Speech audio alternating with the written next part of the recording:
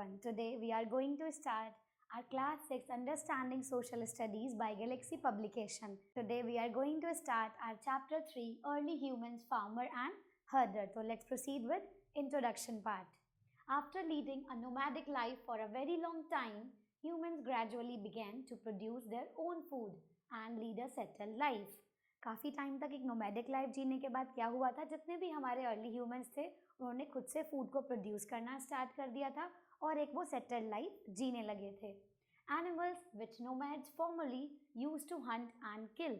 जितने भी नोमैड्स होते थे यानी जो भी अर्ली ह्यूमंस होते थे वो एनिमल्स को किल करते थे और क्या करते थे, उनको हंट करते थे. Now begin to be domesticated by them. जो क्या होने लगा था, अब वो एनिमल्स को किल करने की बजाय उनको पालना उन्होंने शुरू कर दिया था. This process started in about 10,000 BC during the New Stone Age. और ये process कब start हुआ था? It was 1000 BC. It means before the birth of Jesus Christ. So it was the age of New Stone Age. Now we will read about the Neolithic Age or New Stone Age. So let's read about it. What was it?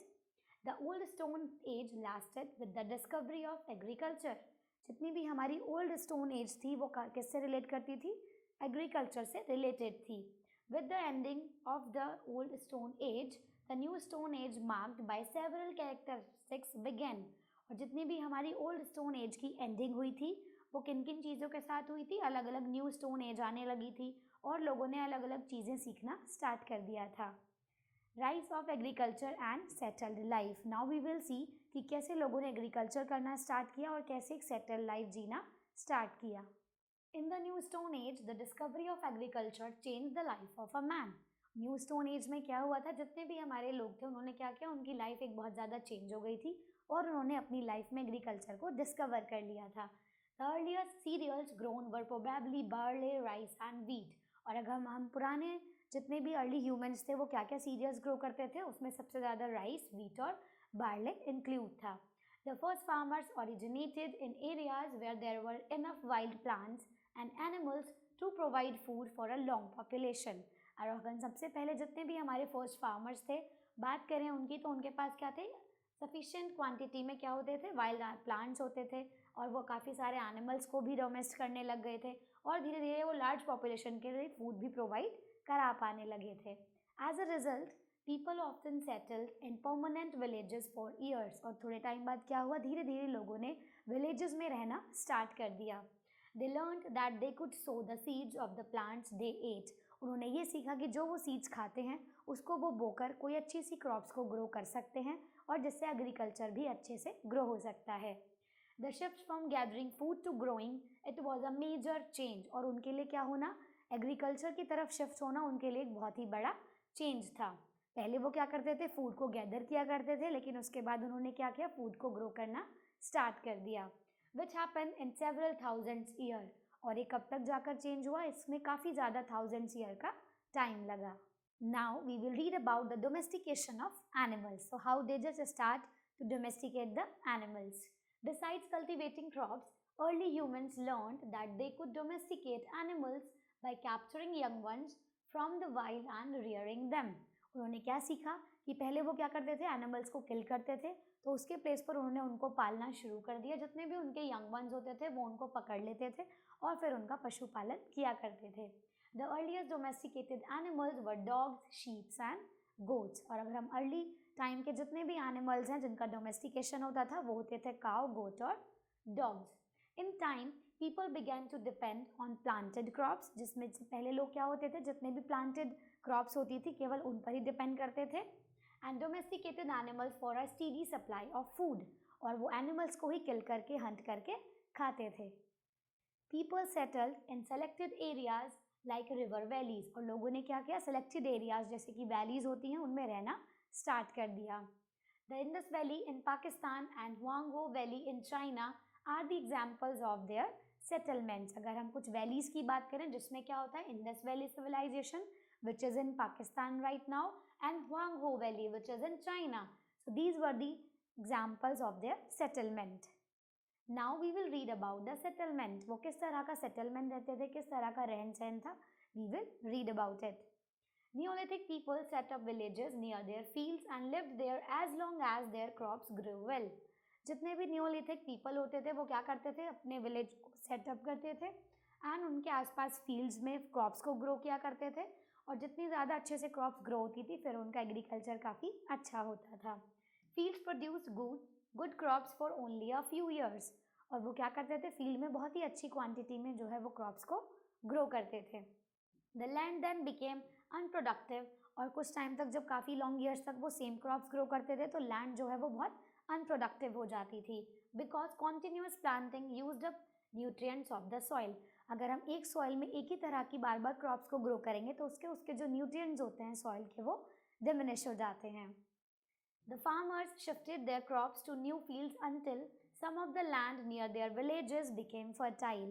और फिर क्या किया, जितने भी हमारे पहले farmers थे उन्होंने क्रॉप्स को नए फील्ड्स में ग्रो करना स्टार्ट किया, जिससे कि क्या कर सकें, जितने भी उनकी विलेजेस के आसपास की लैंड एरिया होता था वो काफ़ी फर्टाइल हो सके। Then they move to a new areas and built another village. वो क्या करते थे, फिर उन्होंने प्लेसेस चेंज करना स्टार्ट कर दिया, वो एक प्लेस से दूसरे प्लेस पर जाते थे और अपनी क्रॉप्स को ग्रो करते थे। In this way farmer settle at many new places, और इस तरीके से वो अलग अलग प्लेस पर सेटल होते चले गए। Neolithic people built larger settlements than the Palaeolithic people had built. जितने भी न्यूलिथिक पीपल थे उन्होंने पैलियोलिथिक पीपल से ज़्यादा सेटलमेंट्स किए थे।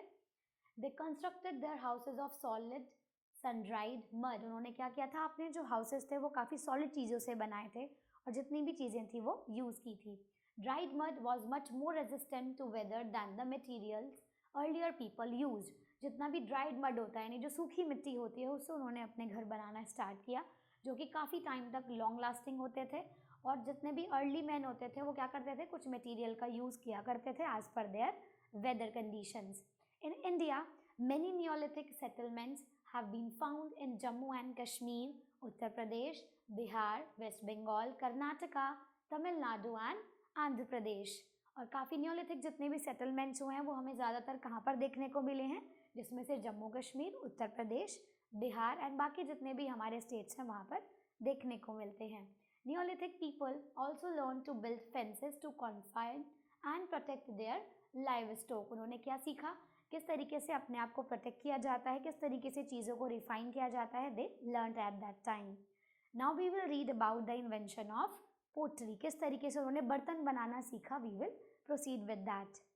Neolithic people discovered how to make pottery. Neolithic जो पीपल थे उन्होंने ये सीखा कि किस तरीके से बर्तन जो है वो बनाए जाते हैं और उनकी डिस्कवरी की जाती है। Before that they use animal skin और bark containers to hold water. इससे पहले वो क्या करते थे, या तो जो एनिमल्स की स्किन होती थी या कुछ और चीज़ें होती थी जैसे हमारी ट्री की बार्क होती है उसको वो एज अ कंटेनर यूज़ किया करते थे। To boil water they had to drop hot stone into the water. वो क्या करते थे, वाटर को बॉयल करने के लिए उसके अंदर एक हॉट स्टोन को डाल देते थे, because they could not hang animal skin over a fire. जिससे वो, क्योंकि जितनी भी हमारी एनिमल स्किन थी उसको वो फायर के ऊपर हैंग नहीं कर सकते थे। Pottery containers enabled people to hold and boil water easily। जितना भी हमारा पोट्री होता है, जो बर्तन होते हैं वो क्या करते थे बेटा, बॉयल वाटर को इजीली होल्ड कर सकते थे। They use pottery to store grain and other food. उन्होंने क्या किया, पोट्री को चीज़ें रखने के लिए, खाने का जो उनका सामान होता है उसको रखने के लिए यूज़ करना शुरू कर दिया। Now we will read about invention of the wheel. किस तरीके से उन्होंने व्हील का इन्वेंशन किया, we will read about it. We do not know how humans got the idea of the wheel। हम नहीं जानते कि humans को wheel बनाने का आइडिया कैसे आया। Possibly this idea was sparked off by a log or a stone rolling downwards। Maybe उन्होंने एक rolling stone को देखा होगा जिससे उनको वो आइडिया आया होगा। The early wheel was a solid disc cut from a log। जो हमारी अर्ली व्हील होता था, जो सबसे पहले स्टार्टिंग में डिस्कवर हुआ था, वो क्या होता था, एक सॉलिड पार्ट होता था जिसको किसी डिस्क से कट किया जाता था। With a hole in the centre, जिसमें अंदर क्या बना दिया जाता था, एक होल बना दिया जाता था। The potters wheel created superior pottery. और जितने भी हमारे पॉटर्स के व्हील होते थे वो उस टाइम पर काफ़ी ज़्यादा सुपीरियर माने जाते थे। The wheel was used in making transport vehicles like bull carts and chariots. और जितना भी व्हील होता था उसको ट्रांसपोर्ट के मीन्स के फॉर्म में यूज़ किया जाता था, जैसे कि चैरियट्स होते थे और बुल कार्ट्स होते थे। In addition it was use to spin cotton and wool to weave clothes. और थोड़े टाइम बाद क्या रहा, उसको वो कॉटन को स्पिन करने के लिए और क्लोथ्स को वेव करने के लिए वो यूज़ करने लगे। Now we will read about tools and weapons. Neolithic people developed a number of useful tools. जितने भी Neolithic people होते थे वो क्या करते थे, उन्होंने काफ़ी ज़्यादा मात्रा में जो tools थे वो डेवलप किए थे जो कि बहुत ज़्यादा यूजफुल थे. These implements included sickles to reap crops, milestones to grind flour, and the polished stone exit, right? तो उन्होंने क्या किया, धीरे धीरे जैसे वो टूल्स को बनाना स्टार्ट कर चुके थे, सो दे डेवलप देयर स्किल, और उन्होंने बाकी जैसे क्रॉप्स को कट करना है या किसी भी फ्लोर को ग्राइंड करना है, उस चीज़ के लिए भी वो टूल्स का यूज़ करने लगे. They start polishing their stones so that they can make better weapons. They also learned the technique of making vessels and jars out of clay and baskets from bamboo. उन्होंने क्या क्या सीखा, उन्होंने vessels बनाना, clay से jars बनाना, और जितनी भी bamboo से baskets बनती हैं grains को store करने के लिए, वो भी बनाना सीख लिया था. Sometimes they made pits and plastered their inside with lime. उन्होंने क्या किया, उन्होंने गड्ढे बनाना भी स्टार्ट कर दिया जिसको वो limestone से क्या कर देते थे, कवर करते थे. And use them as storage bin, जिसको वो एक स्टोरेज बिन की तरह यूज करते थे. Now we will read about the chalcolithic age. So we will start with the paragraph. After the stone age ended in about 4000 BC, human started using copper along with the tiny stone implements. जैसे जैसे हमने stone age में आगे बढ़ना start किया, it was the time of 4000 BC. तो इसमें क्या हुआ, जितने भी ह्यूमन्स थे उन्होंने कॉपर का यूज़ करना भी स्टार्ट कर दिया. They start making the weapons and tools of copper. Because of the use of both copper and stone, this period is called the chalcolithic age. क्योंकि इस एज में लोग कॉपर और हमारा जो स्टोन होता है उन दोनों का ही यूज़ करते थे, तो इसीलिए इस एज को कैलियोलिथिक एज कहते हैं. द कॉपर स्टोन एज, या फिर हम उसे कॉपर स्टोन एज के नाम से भी जानते हैं. Now we will read about the discovery of metals. With more stable existence that farming provided, many aspects of life changed. अगर हम बात करें जितनी भी हमारे फार्मिंग चीज़ें थी, फार्मिंग एस्पेक्ट्स थे, उन्होंने क्या किया था, अर्ली ह्यूमन की लाइफ को काफ़ी चेंज कर दिया था. Man began to use copper which was collected from the river banks. लोगों ने क्या किया, जो अर्ली ह्यूमन्स थे उन्होंने जो भी हमारे नदी के किनारे कॉपर मिलता था उसको यूज़ करना स्टार्ट कर दिया था. Later he learned to extract copper ore from mines. और थोड़े टाइम बाद क्या हुआ, उन्होंने जो हमारी कॉपर की जो माइंस होती हैं उनसे उसको निकाल कर यूज़ करना स्टार्ट किया. The first metal put into regular use was copper. अगर हम सबसे पहले यूज़ किए जाने वाले मेटल की बात करें तो it was copper.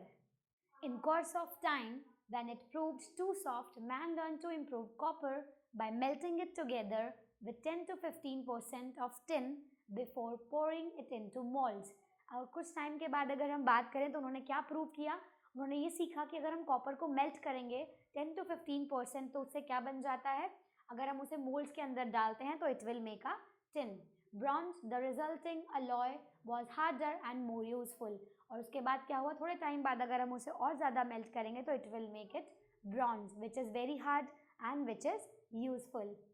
The tools and weapons are implemented that he learned to make from metal were stronger, longer lasting and more efficient than the stone tools. और अगर हम इन टूल्स की बात करें या वेपन्स की बात करें जो उन्होंने बनाने सीखे थे, तो वो क्या थे, उनके लिए बहुत ही ज़्यादा एफिशिएंट थे और बहुत ही ज़्यादा लॉन्ग लास्टिंग प्रूव हुए. And could be use for a wider variety of task. और उनसे हम काफ़ी ज़्यादा टास्क एक ही टाइम पर परफॉर्म कर सकते थे. Some of the sites where copper and bronze implements have been discovered are Brahmagiri near Mysore and Navada Toli on the river of Narmada. अगर हम कुछ साइट्स की बात करें जो कि हमारे जितने भी ब्रॉन्ज होते हैं या कॉपर के रिलेटेड होते हैं डिस्कवरी से, तो वो कहाँ कहाँ पर थे. So it was in Mysore near Brahmagiri and it was in Navdatoli on the river bank of Narmada. The copper age was followed by the iron age. और जो हमारी कॉपर एज थी वो किसके द्वारा फॉलो की जाती थी, आयरन एज. क्योंकि सबसे पहले फिर उन्होंने क्या किया, धीरे धीरे आयरन और कॉपर सभी का यूज़ करना स्टार्ट कर दिया. Here we will do the comparison between old stone age and new stone age. So we will see the differences between them. So in old stone age, if we will talk about, so men gathered food from the growing forest. So man क्या था, एक food gatherer था rather than producer. और जब तक new stone age की बात होती है तो फिर से वो क्या करने लगे, फूड को खुद से प्रोड्यूस करने लगे. In old stone age man wandered from place to place in search of food. Man क्या करता था, फूड की सर्च में एक प्लेस से दूसरे प्लेस पर घूमता रहता था. But in new stone age man settle down to live in a villages. वो धीरे धीरे क्या करने लगे, सेटल लाइफ जीने लगे और विलेजेस में रहने लगे. Man lived in caves and on branches of trees. Man ने क्या किया, या तो ट्री के ब्रांचेस पर रहता था. But if we talk about new stone age, man made small huts for shelter. उन्होंने क्या किया, अपने शेल्टर के लिए स्मॉल हट्स बनाना स्टार्ट कर दिया. मैन वोर स्किन्स ऑफ एनिमल और बार्क्स एंड लीव्स. मैन क्या करता था, अपनी बॉडी को प्रोटेक्ट करने के लिए, कवर करने के लिए एनिमल की स्किन को पहनता था. But if we talk about new stone age, clothes were prepared. Man क्या था, क्लोथ्स बनाना स्टार्ट कर चुका था. Man killed animals to eat their flesh. Man क्या करता था, एनिमल को किल करके खाता था. But in new stone age man tamed animals for their milk and wool. Man ने क्या किया, एनिमल्स को रेयर करना स्टार्ट किया so that he can get the milk और फूड. क्रूड स्टोन टूल्स वर वाइडली यूज. जितने भी क्रूड टूल्स होते थे, जो कच्चे टूल्स होते थे, वो यूज़ किए जाते थे.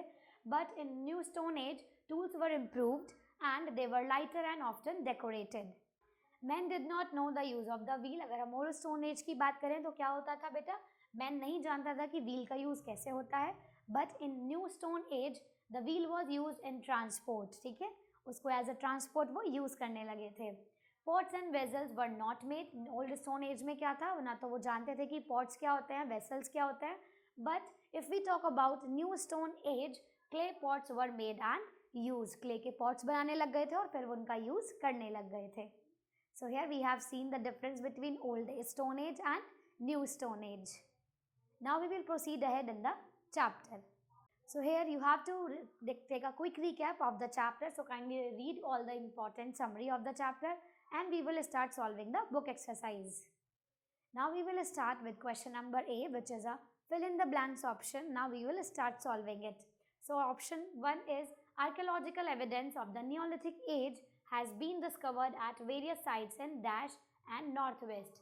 तो हम क्या बात करेंगे, जो जितने भी हमारे आर्कियोलॉजिकल एविडेंस थे न्यूलिथिक एज से रिलेटेड, वो कौन सी डायरेक्शन में थे. So answer will be north east. Right. The earlier domesticated animal was the dash. अगर सबसे पहले हम डोमेस्टिकेटेड एनिमल्स की बात करें जिनका डोमेस्टिकेशन होता था, सो it was dog. A dash was use by early man for reaping crops and cutting grass. तो हम किसका यूज करते थे. So at that time we used the sickle. It was a tool at that time. Man learned to improve copper by melting it with dash. तो आपको क्या बात सीखना था, मैन ने क्या किया था, जितना भी आपका जो कॉपर का इम्प्रूवमेंट था उन्होंने सीखा था, तो वो किसके साथ मेल्ट करते थे. They start with it tin. The chalcolithic age was followed by the dash age. अगर हम बात करें तो वो कौन सी एज होती थी. So it was known as iron age. So here we have done the fill in the blanks option. I hope you liked the class. Thanks for watching this video and stay tuned for new videos.